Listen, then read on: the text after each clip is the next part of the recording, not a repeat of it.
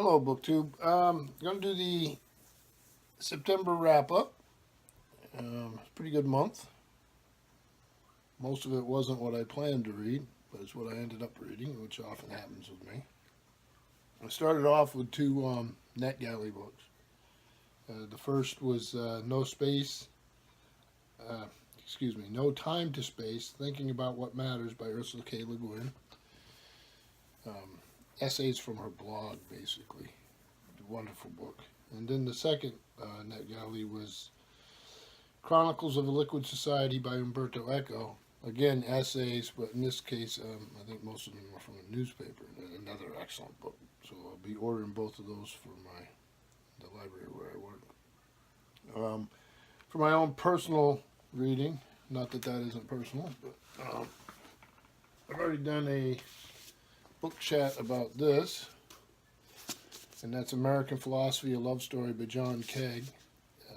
Absolutely enjoyed this book. It's sort of a philosophical memoir. The author rediscovers a very important philosophical library in the mountains of New Hampshire that has been somewhat neglected and intertwines with the story of his life. I can't recommend this book highly enough. Then, because I'm a bit of a Julia Child fanatic, I'd read everything I can about her. I've always admired her. This one's, I'm a cat person and a dog person, but in this case, it's Julia's cats. The back cover's wonderful too. It's by Patricia Barry and Therese Burson. Let's see, it's Abrams Image, New York, and this came out in 2012. And it's her interactions with cats, and starts in her Paris apartment, and the personality of the cats, just the part they played in her and Paul's life. Very enjoyably written, and like I say, anything about Julia Child, I'm probably going to read. So I enjoyed it very much. Then I picked up this in a book haul and just immediately read it. The author on the back here. It's Crispen's Day, The Glory of Agincourt by Rosemary Hawley Jarman. This is copyright 1979, and it was published by Little Brown and Company in Boston and Toronto. A good, popular style read about the Battle of Agincourt. Some color images. I really enjoyed and found myself really tensing up during the battle scenes, which is quite a trick when an author can do that. I don't know how easy this is to find in print anymore. I could have checked, I guess. But really good story. And then another little book haul item I read was this Tolkien and the Silmarillion by Claude S. Kilby. Thin little volume. It's part of the Wheaton Literary Series.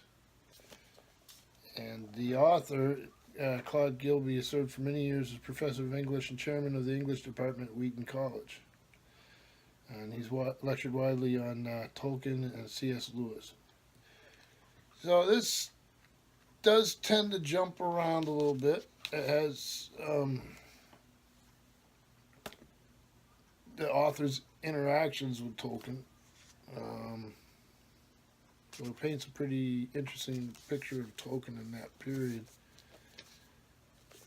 It's a good read. It's a quick read, but some interesting background stuff on Tolkien if you like that sort of thing, which I do. And then what I'm currently doing right now is I'm still working on the Decameron.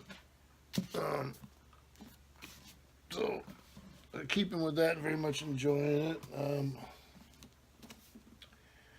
I've been reading The Food of Italy by Waverly Root, which is an older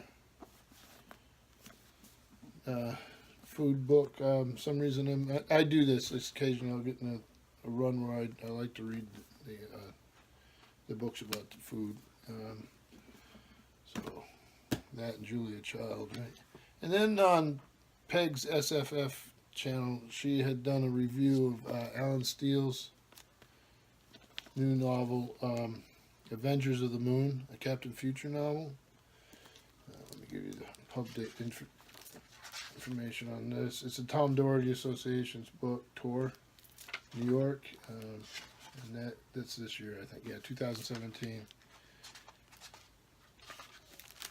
And it's retelling of the stories of Captain Future that had